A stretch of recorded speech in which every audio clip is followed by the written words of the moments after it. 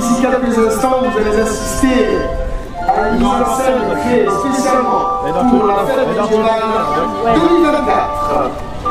Alors bien sûr, je vous rappelle que vous êtes ici pour participer à un spectacle et non pas pour y assister. Je compte donc sur vos encouragements.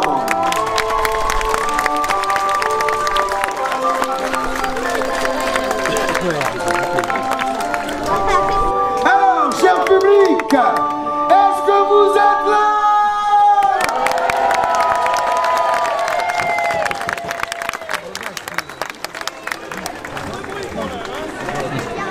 Oyez, oyez, gentes dames, gentes damoiselles, messieurs, damoiseaux, enfonçons.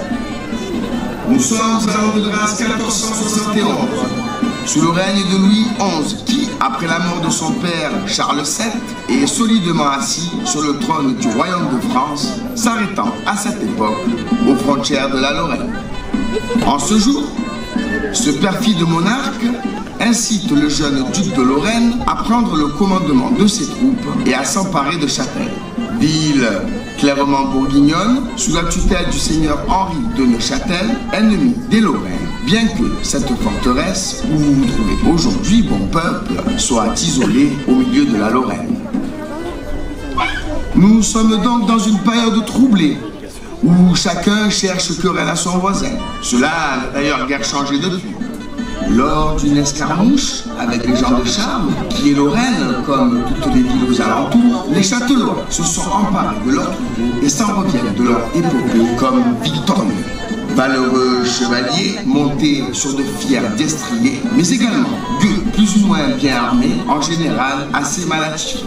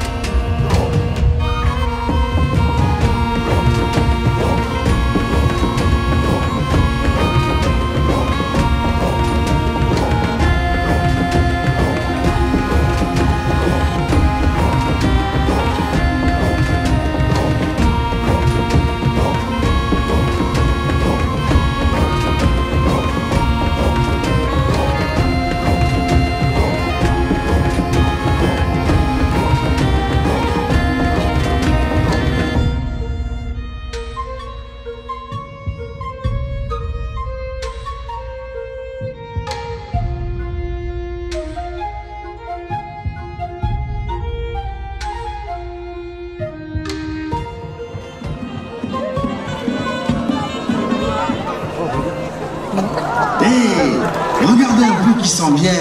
Le sieur Dandelot qui conduit la troupe, ce sont fidèles destriers, n'a-t-il pas fière allure? Et les gaillards qui l'accompagnent sont, ma foi, fort contents apparemment d'être revenus entiers et sans égratignure de cette parasière.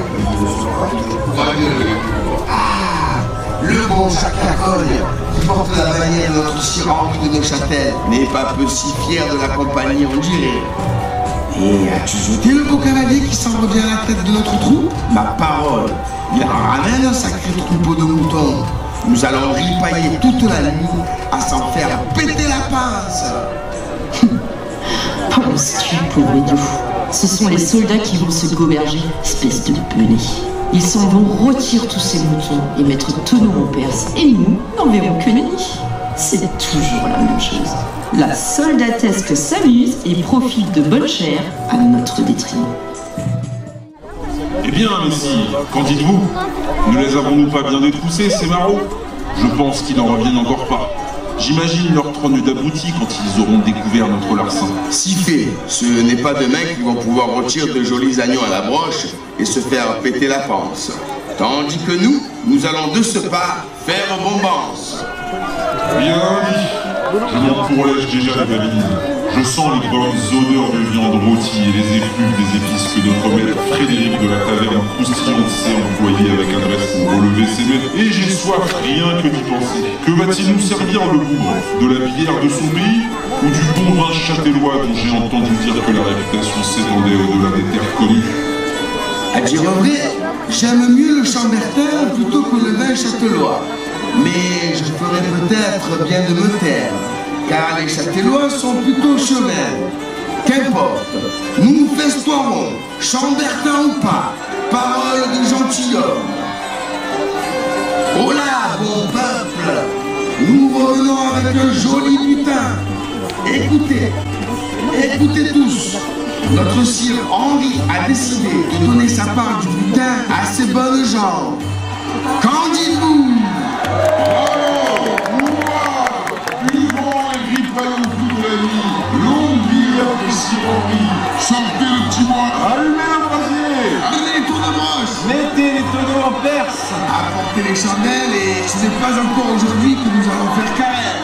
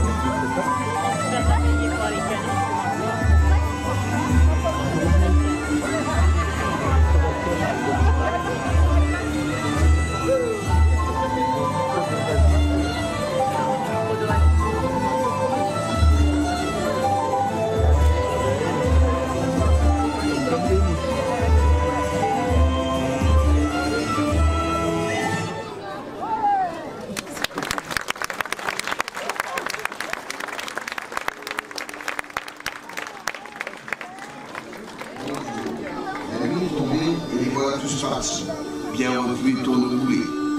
Certains, tous seront comme des queues de pelle. Pas un seul qui ne soit pas gris, pas un pour attraper l'autre. Ils se sont, comme dire, évaporés. Où sont donc les gardes censés surveiller les abords de la ville et sonner le tocsin en cas de besoin?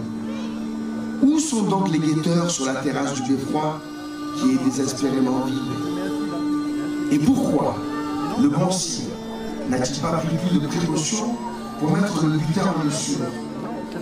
Tout cela me paraît être une raison.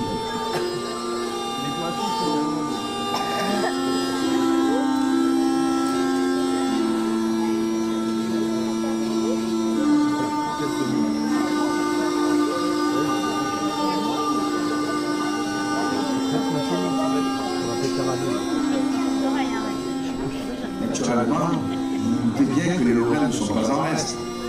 Profitant du lever du soleil, ils s'approchent à pas de bout de la forteresse. On commence d'ailleurs à les apercevoir. Chut, pas de bruit. Surveillez-les.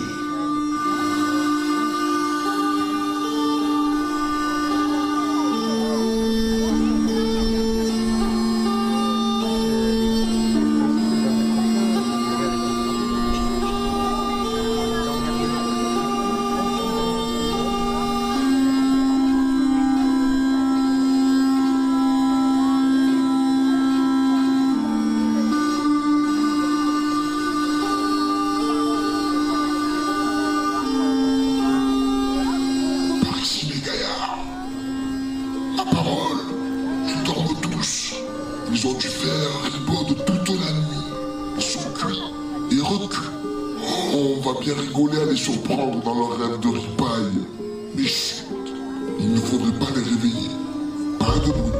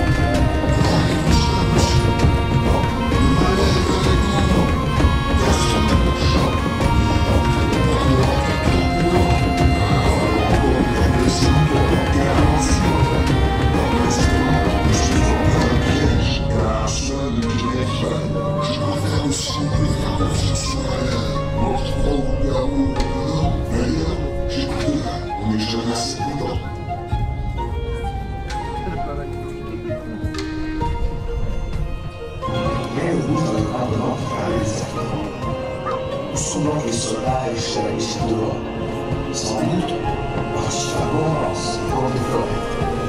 Nous sommes en misère.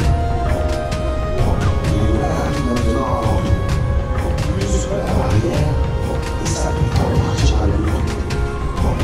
Rien ne nous donne. Ah, nous n'en sommes pas. C'est la vie tout entière, ça va oublier dans la forêt.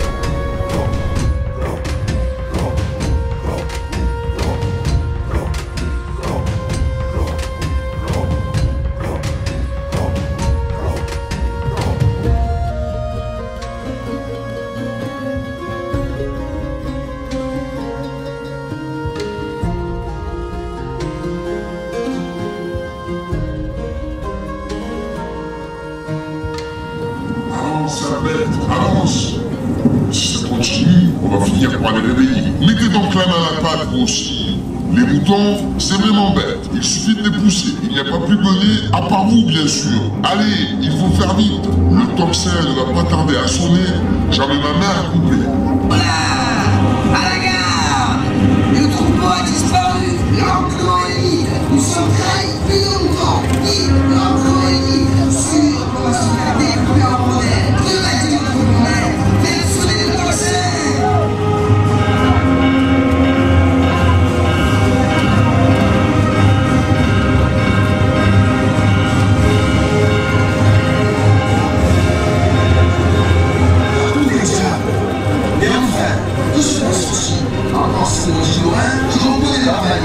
Peu importe mon cheval, mon royaume, mon cheval.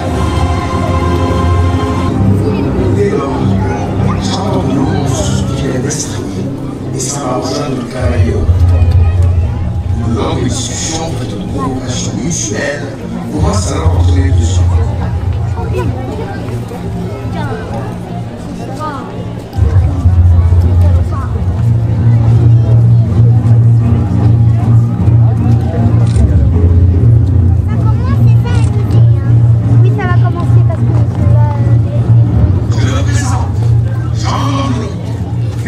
Gouverneur de la ville de Châtel, au service de Messirand et de Neuchâtel. À quel d'honneur? Jean de Savény, seigneur de Hardémont. Eh bien, messire, il me semble que nous avons repris notre dû. Votre soldatesque n'était pas bien réveillé, ce me semble. Les ravages de l'alcool n'épargnent guère les troupes bourguignonnes au vu de la réputation de votre vin, apparemment. Et maintenant, nous allons, en plus de ça, venger notre honneur. Vous allez venger votre honneur avec vos voleurs de poules? Cessez de persifler, mon ami. Oui, par mort bleu. Gardez-vous bien d'insulter mes hommes qui vous feront mordre la poussière. poussière, croyez-moi. Venez y voir. La forteresse, on a vu d'autres qui l'ont défié et se sont cassés les dents. Vous ne serez pas le premier à mordre la poussière devant ces deux remparts et ces couleries. Si vous attaquez la forteresse, soyez sûr qu'avant la tombée de la nuit, vous serez un homme mort. Parole donnée.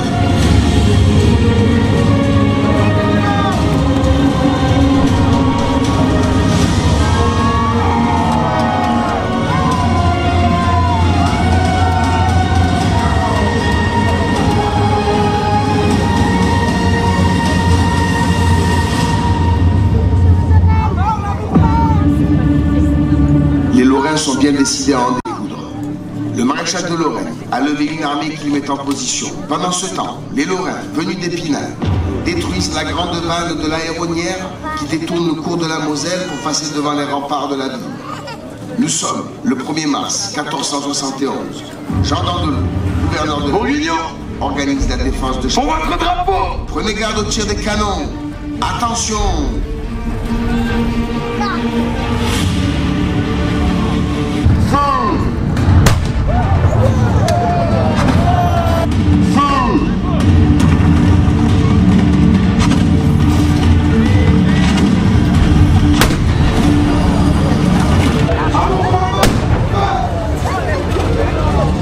Foutez-moi le frein.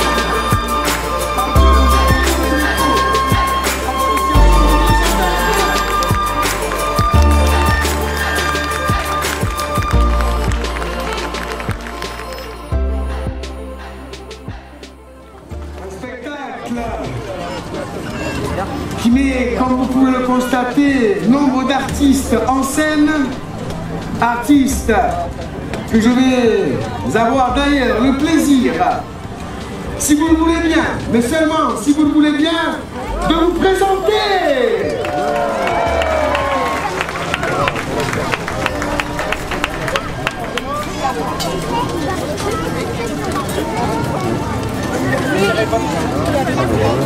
Il y avait donc les danseuses de l'Avénie de Châtel. Regardez, elles sont là. Elles sont belles. Elles sont plus ou moins jeunes. Mais elles sont efficaces. Merci mesdames, merci. Il y avait également tous les figurants, qui je tiens à le préciser, sont des bénévoles de l'association du Vieux-Châtel. Tonnerre d'applaudissements, s'il vous plaît.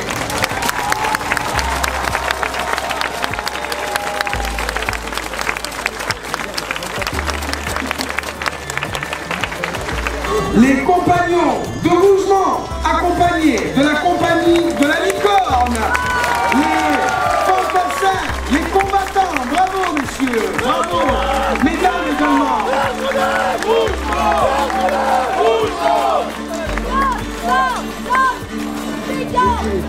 Autres combattants que vous avez pu apprécier sur la scène finale, il s'agissait de Guillaume et Jérôme de la compagnie La Hache de Brie.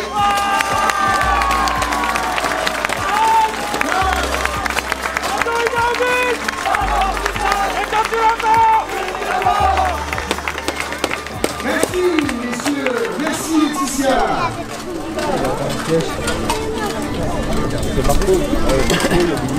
Il y avait également les archers de la île de Meule.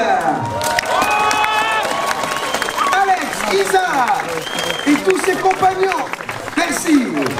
Un spectacle comme celui-ci n'aurait été possible sans la participation de nos amis les animaux.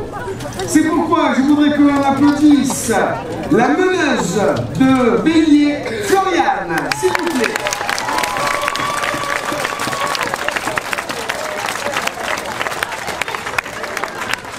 Du côté équestre, c'était la compagnie Chevaux de Prestige avec son fondateur Billy Di Domenico, son régisseur Laurent Castello,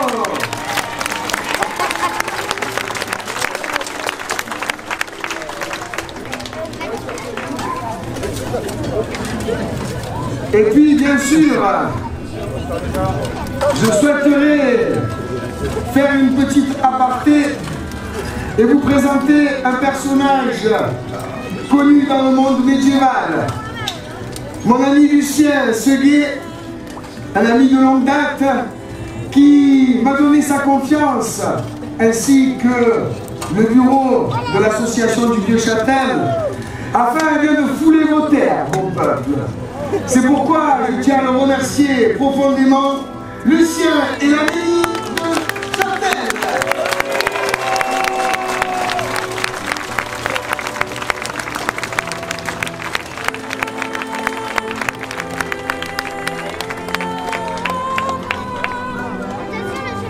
Quant à moi, eh bien, j'ai eu le plaisir d'être votre serviteur. Et croyez-moi, ce fut un vrai plaisir de présenter ce spectacle devant un public comme le vôtre. C'est pourquoi je tiens à vous remercier, bon peuple, de votre participation et de vos applaudissements. Merci.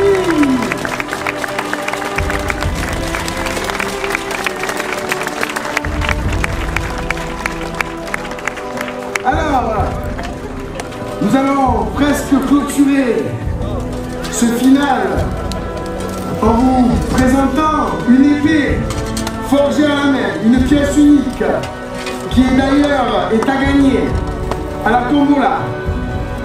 5 € le billet et vous pouvez repartir avec ce magnifique souvenir. Souvenir qui vous transportera peut-être ce soir dans les châteaux forts. Rêver de chevaliers, de princesses, de chevaux et combattants. Mais en attendant, artistes, changez!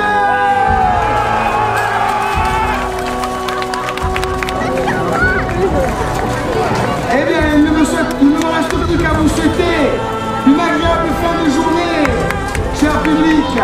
Festoyez, ripaillez, que les mains coulent à flot et que les femmes dansent devant nous. Allez!